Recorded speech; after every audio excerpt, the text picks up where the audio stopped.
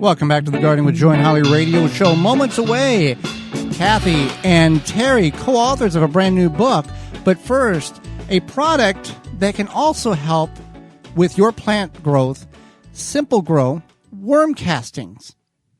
Are you worrying about your plant growth? Provide your plants with what they need to grow to their potential. Simple Grow offers 100% organic worm castings, and you can find that at simplegrow.com.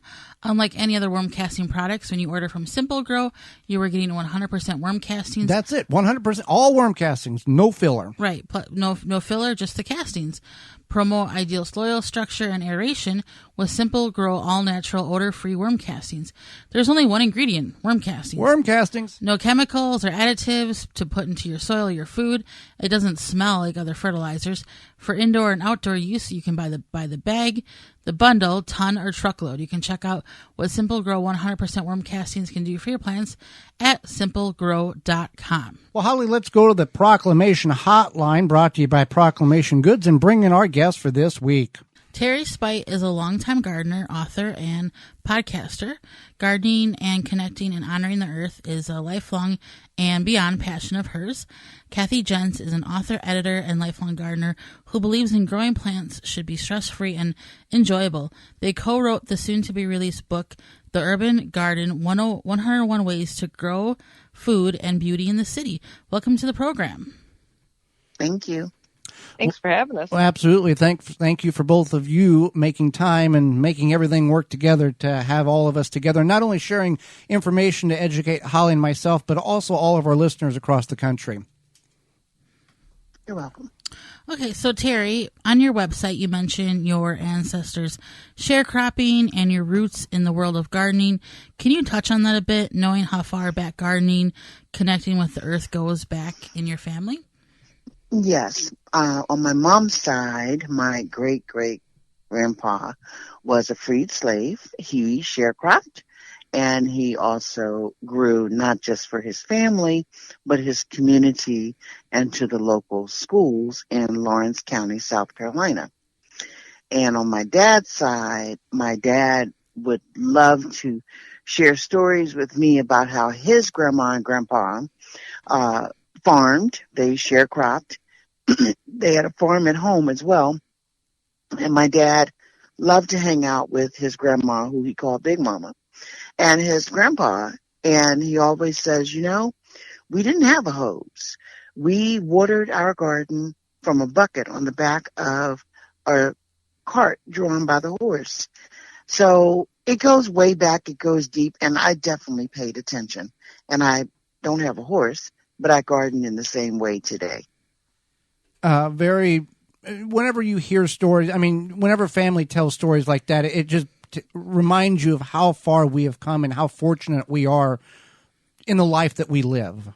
Yes. Mm-hmm. And it also reminds us that we don't need all the bells and whistles. You just have to get outside and do it. Right. You have to have that want. Mm-hmm. And that brings me to a question for you, Kathy. You're passionate about gardening. It's enjoyable. You like it. Some people may not feel that way. They may feel like gardening is very overwhelming. What are some ways in which people can make that change to go from overwhelmed to the joy of gardening and growing plants?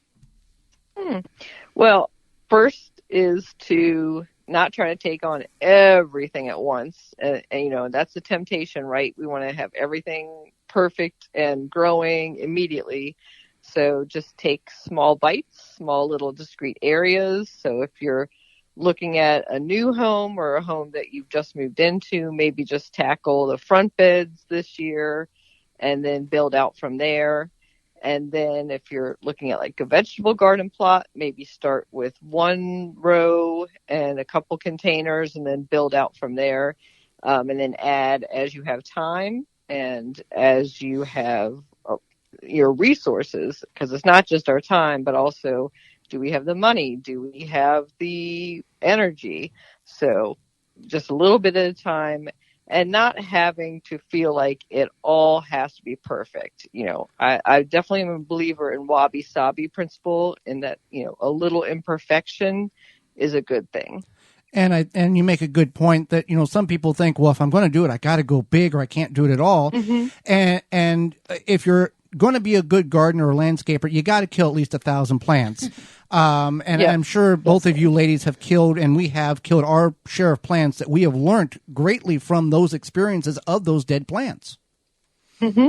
For sure. Yeah. It takes a few killing to get it right. It's I call it experiments more than killing. I'm well, that experiment didn't work out. So definitely happens. So your book, The Urban Gardener, 101 Ways to Grow Food and Beauty in the City, will be out mid-April. Can you both share something about the book that will entice our readers to order a copy? Let's start with you, Teri. Well, I think the main thing that I found interesting in the book is the fact that you don't need an estate to garden. Whether you have a balcony, whether you have a patio, whether you have a postage stamp front yard or backyard, just get out and do it. And we show you ways that you can have the best garden possible in as small a space as possible. Start with a pot. That can make a difference in how you view greening up your space. What about you, Teri? Or what about you, Kathy? Sure. So building on what Teri said, I think our book offers some unique solutions. So if you're in a small space situation of any kind, whether you're in a rooftop garden or you just have a balcony, but also we wrote the book aiming at somebody who might be their first time ever gardening, or if they've been gardening for a while, to think of some solutions that would be inspirational, maybe give you a new viewpoint. You'll open up the book and I think you'll get some new ideas, whether you've been just gardening for 2 days or, 20 years. How did the conversation, I'll address this to you, Teri, how did you and Kathy get together, and where was the aha moment saying, we should write a book together? This is what people need. Well, it was presented to us as, you both have gardened in an urban environment. Would you like to come together and do a book? And we thought about it, and we thought about food and beauty, and that was the title that we kind of all agreed upon. And then we started sharing our ideas. Mine was mostly the beauty part because I love things pretty. Kathy did a lot of the food. Even though I am a former founding farmer of a CSA, I wanted to share the beauty because without the beauty, without the pollinators, we aren't going to have the food. Right. So you can combine both and have a beautiful garden. Most definitely. So we are talking with Teri Speight and Kathy Jentz. They have co-wrote the soon-to-be-released book, The Urban Garden, 101 Ways to Grow Food and Beauty in the City. Now, Kathy, many people think gardening is costly. What are some of your favorite budget-friendly tips to keep costs down? I think one of my favorite ways is seed saving. So you can have those, zinnias. You buy your packet for $1.99, whatever it is. And then you will always have zinnias, right? If you save from the best of your blossoms that year, and you can do the same thing in the vegetable garden. So I would say seed saving, attending seed swaps, trading seeds. That's one of the most frugal and easy ways to get started in gardening and to perpetuate your gardening. And you can, if you get that one nice fruit, a tomato at the farmer's market, it's heirloom, and you can save those seeds, because not everything you buy at the garden center in seed packets or plant starts you can get year after year. Sometimes they rotate these things out, so it's a one every 10 years type of thing, and maybe you really like that one plant or that one flower or that one tomato. Mm-hmm. And Teri, in the book, you mention a phrase called a salad table. Now, this might be a good option for gardeners who don't have a lot of space or want to grow or don't want to grow a big garden. Tell us, what does that mean? What is a salad table? Because I'm intrigued by this. Well, Kathy knows a lot about that. She actually has given a lot of talks about that. Kathy, you want to take that one? Yeah, Kathy. Yeah. Yeah, I'll take that one. So a salad table is basically like a raised bed, but it's off the ground on legs. So it would be as if you had a raised bed, but 3 feet high, like waist high. So a lot easier to access. It might be 4 inches deep. It might be 6 or 12 inches deep. But basically, you're creating a frame and then a raised bed. Maybe you have landscape cloth and hardware cloth underneath it to keep the soil in.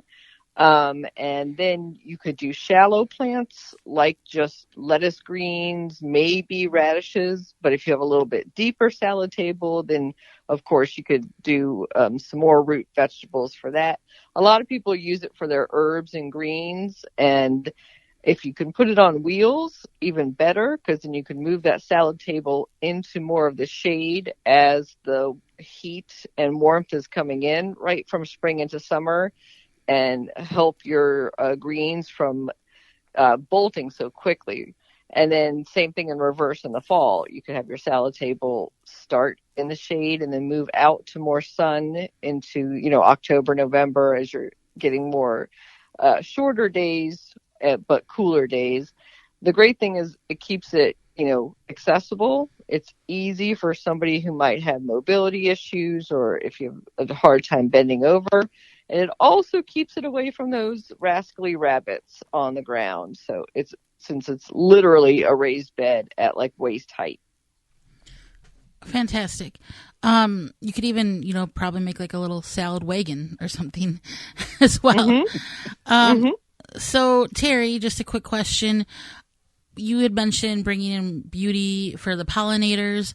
What are some of your favorite general flowers or plants to really bring in the pollinators into your garden? Well, of course, your cosmos and zinnias, they're going to bring tons of fun.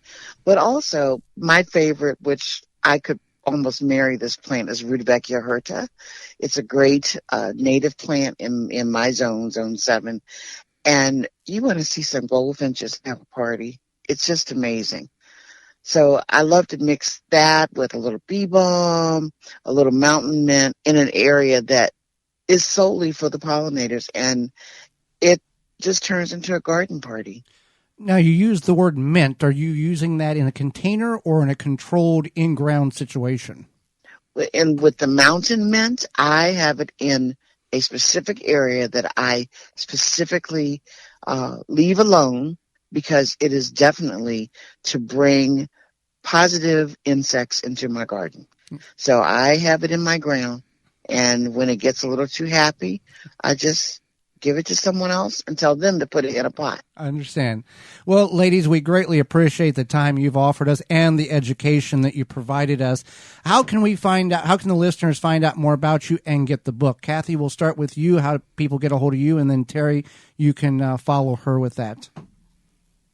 Sure. So they can follow me on social media on Twitter and Instagram. I'm at WDC Gardener. I have a weekly podcast called Garden DC, all one word, Garden DC. And you can find me, the website is washingtongardener.blogspot.com. And I'll pass it off to Teri now. Well, you can find me on Instagram and Twitter at Cottage in Court, Cottage IN Court. My website is cottageinthecourt.com. And I have a podcast, and it varies. When life gets busy, I'm not on air, but I've got some exciting people to introduce others to this year, where we're going to talk about beauty, more beauty, and all from the garden. Well, ladies, we thank you for your time offered to us and our listeners, and thank you so much for that. Thank you so much. Absolutely. You're welcome. And thank you. For more information, please visit thewisconsinvegetablegardener.com.